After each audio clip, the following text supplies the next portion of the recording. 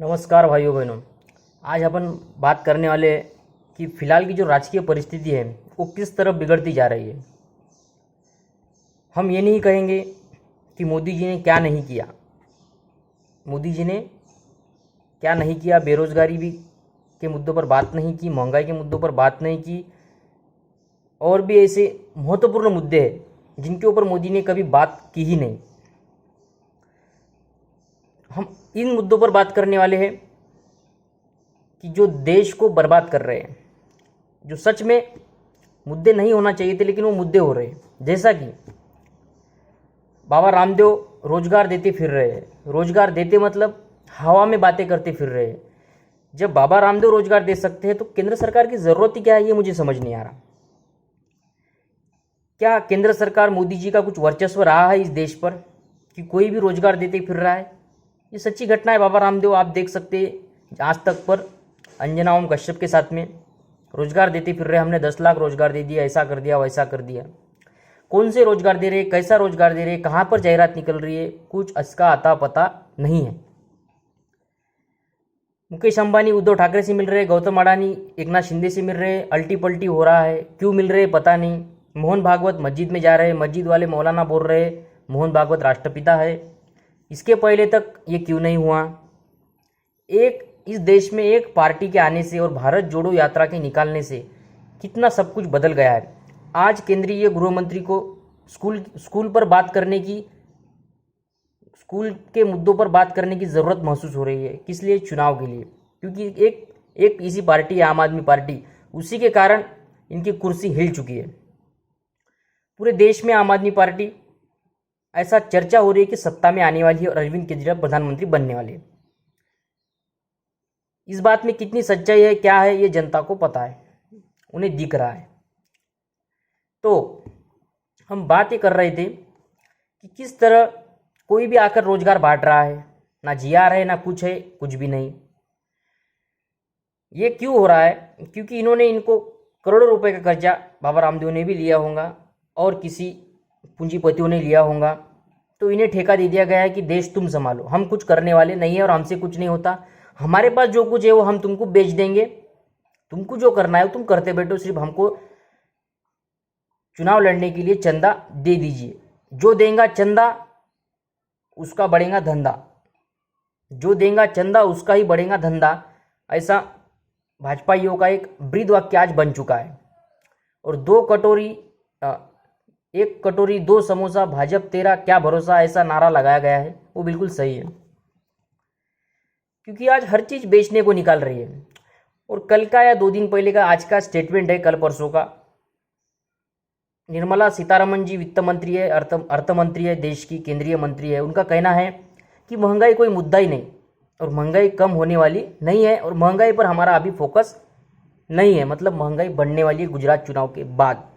ये फैक्ट है, ये बहुत बड़ा फैक्ट है। थोड़ा संभल कर खर्चा कीजिएगा।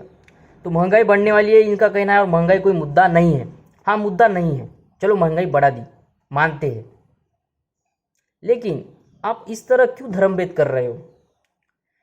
कभी कोई बोलता है पाकिस्तान जिंदाबाद बोलने वालों को मार दिया जाएगा, खत्म कर दिया। अरे पाकिस्तान जिंदाबाद बोल कौन रहा है? बोल कौन रहा है?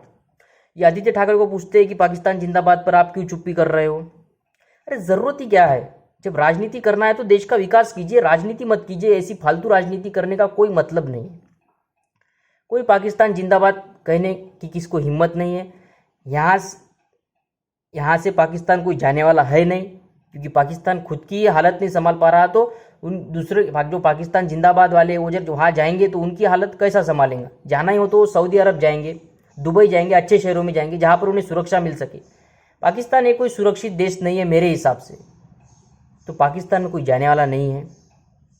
अगर लड़ना ही है तो सऊदी और दुबई से लड़ो, आप में हिम्मत होंगी तो उन देशों से लड़ो। ये विषय हो गया धर्मनिरपेक्ष जो कि राजनीति करते हैं। ये अपने को करना नहीं। बस मैं आपको समझा रहा हूँ, इस हिसाब से समझा रहा हूँ कि आपको समझना जरूरी है, क्योंकि ये आपके दिमाग में अंधभक्ति का गोबर भर रहे, सच में अंधभक्ति का गोबर भर रहे। ये चुनावी जुमले होते हैं।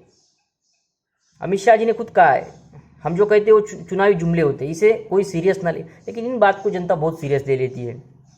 जो फालतू बातें होती हैं इनको जनता सीरियस ले लेती है। भला ही आप महंगाई हो, रोजगार हो, इस पर बात नहीं करें, लेकिन लोगों में, जनता में आप झगड़ा फसाद क्यों फैला रहे हो? क्या इसका कारण है? इनकी कुर्सियां हिल चुकी है। मुझे नहीं लगता इनकी 2024 में 100-150 सीटों के ऊपर या फिर इतने सीटों पर भाजपा सिमट जाएंगी, ऐसा प्रतीत होता है लोकसभा 2024 के लिए। क्योंकि एक वादड़, एक शक्ति ऊपर से आ रही है जो भगवान रूपी शक्ति है, वो आम आदमी पार्टी की शक्ति, और देश को ज़रूरत है आज इस पार्टी की। अगर ये पार्टी नहीं रही तो ऐसा ही चलता रहेगा, कभी कांग्रेस कभी भाजपा, कभी कांग्रेस कभी भाजपा, ऐसा चलना ये फैक्ट है। अगर ये पार्टी ना होती तो ऐसा ही होता। आज राजस्थान में क्या हो रहा है? सिर्फ वर्चस्व की लड़ाई के लिए राजनीति हो रही, विकास का कोई मुद्दा नहीं है। सचिन पायलट कहते मुझे मुख्यमंत्री बना दो, अशोक गहलोत कहते मुझे राष्ट्रीय अध्यक्ष बना दो। सिर्फ वर्चस्व की लड़ाई है, बाकी कुछ भी नहीं है। जोड़ तोड़ की राजनीति है। फोड़ा आणि राज्य करा, जो अंग्रेजों का, जो किसका भी होगा, फोड़ा आणि राज्य करा, ऐसी परिस्थिति है। वो किसका नारा है वो आपको पता है। तो इस प्रकार कोई भी आकर जुमले कर रहा है, रोजगार बांट रहा है, सरकार कुछ कर नहीं रही, तो हवाई हवाई बातें हो रही है। 30-40 रुपये पेट्रोल के दाम करने वाले आज इन्होंने 120 पेट्रोल पहुंचा दिया था, आज 108 रुपये है, 110 रुपये है, कुछ दिनों में 130 होने वाला है। अब 120 नहीं होगा, अब 130 होगा, क्योंकि इनका कहना ही है महंगाई कोई बहुत बड़ा मुद्दा नहीं है और हमारा फोकस महंगाई कम करने में नहीं है। इस प्रकार की राजनीति ये खेल रहे हैं। तो पकोड़े तलो ऐसा कहा जा रहा है और वो पकोड़े तल भी रहे हैं। सरकार किस लिए, ये मुझे समझ नहीं आ रहा। आखिर में सरकार है ही क्यों, ये मुझे समझ नहीं आ रहा। आप मन की बात करते हो, जनता के मन की बात कोई सुनता नहीं है। बेवजह राजनीति करते हो छोटे छोटे बच्चों के साथ में। अरे आदित्य ठाकरे क्या है, उनकी उम्र क्या है? उनकी उम्र ज़्यादा नहीं है, लेकिन उनके साथ भी राजनीति हो रही। उद्धव ठाकरे के साथ भी राजनीति हो रही। जो गद्दार इनको छोड़कर चले गए शिवसेना के, वो कहते हैं कि उद्धव ठाकरे आज भी हमसे अच्छी बात करें, आज भी हमको ताई बोले, बाई ना बोले। अब राजनीति किस प्रकार, किस करवट मोड़ ले रही है, ये आप समझ सकते हैं। लेकिन सबसे बड़ा हथियार जनता है। जनता वोट की ताकत को समझे। आज मैं ऐसा कहूँ कि रक्तदान से भी बेहतर दान, सर्वश्रेष्ठ दान मतदान है। अगर आपको समझ में आया तो ठीक है, नहीं तो है अंधभक्त। तो इस प्रकार थोड़ा समझिए, बातों को समझते चलिए। कहने को तो बहुत कुछ है, लेकिन समझने को आपके लिए भी बहुत कुछ है। आप अपने आसपास का वातावरण देखिए तो आपको सब कुछ समझ जाएगा। राजनीति की बात कर रहा हूँ, आसपास का राजनीतिक वातावरण देख लीजिएगा, आपको बिल्कुल सब कुछ समझ जाएगा। किस प्रकार आज फकत पैसों और स्वार्थ के लिए राजनीति हो रही है। सबके मुंह बंद किए जा रहे हैं। जो पक्ष के गुलाम बन चुके हैं लोग, पक्ष के सच में गुलाम बन चुके हैं। गलत को गलत कहने की हिम्मत लोगों में नहीं रही। तो कहाँ क्या होगा, कहाँ का विकास होगा? एक कोई किसकी टांग खींचता है, कोई किसकी टांग खींचता है। वो कहता है मैं आपका काम कर देता हूँ, तुम काम मत करो, तुम श्रेय ले लोगे। इस प्रकार की राजनीति आज चल रही है और काम कोई नहीं करता। करने वालों को काम करने नहीं दिया जाता। इस प्रकार की राजनीति चल रही है, ये मुझे पता है, मुझे लाइव एक्सपीरियंस है। जब से मैं राजनीति में आया हूँ ये हो रहा है और ये आगे होता रहेगा। जब तक होता रहेगा तब तक कुछ अच्छे लोग, कुछ युवा आम आदमी पार्टी के साथ खड़े ना रहे तो ये होते रहेगा।